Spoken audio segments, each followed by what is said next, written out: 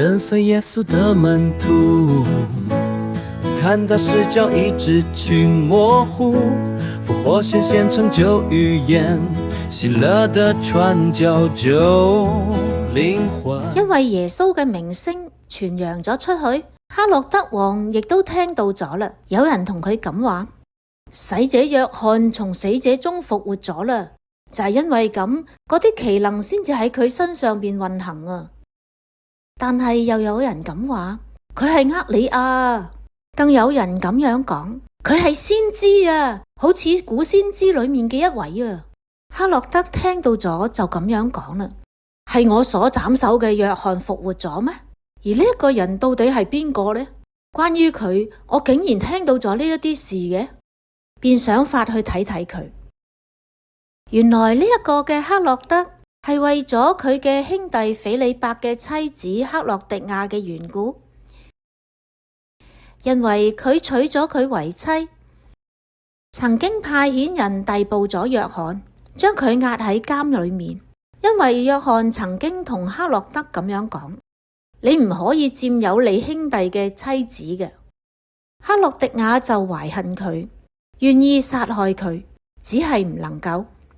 因為黑落德敬畏約翰，知道佢係一個正義聖潔嘅人，曾保存咗佢，幾時聽到佢嘅講道都甚覺困惑，但仍然樂意聽佢嘅。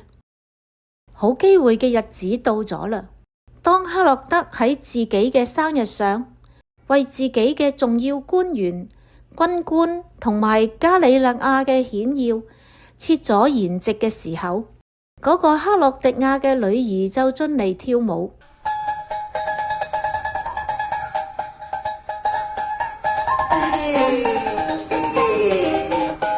就獲得咗黑落德同埋同席人嘅歡心。黑落德王就對女孩子咁樣講啦：你要乜嘢啊？向我求啦，我必定會賜俾你。又對佢發誓咁話：無論你求我乜嘢，就算係我王國嘅一半，我都必定會俾你。佢就出去問佢嘅母親咁話：我應該求乜嘢呢？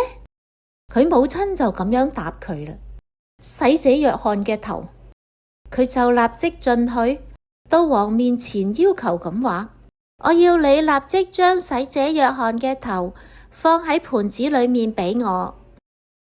黑落德王就十分之憂鬱，但為咗誓言同埋同席嘅人，又唔願意對佢食言。黑落德王就差遣咗衛兵，吩咐將約翰嘅頭送嚟。衛兵就去咗啦，喺監裏面斬咗約翰嘅頭，就將佢嘅頭放喺盤子上邊送嚟，就交咗俾嗰個女孩子。個女孩子就將佢交咗俾自己嘅母親。約翰嘅門徒聽咗呢一個消息，就嚟領咗約翰嘅屍身，將佢埋葬咗喺墳墓裏面啦。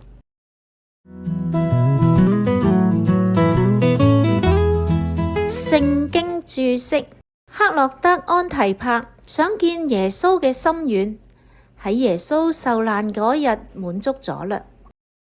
雖然有誓言在先，但係對於惡事就冇履行嘅責任啦。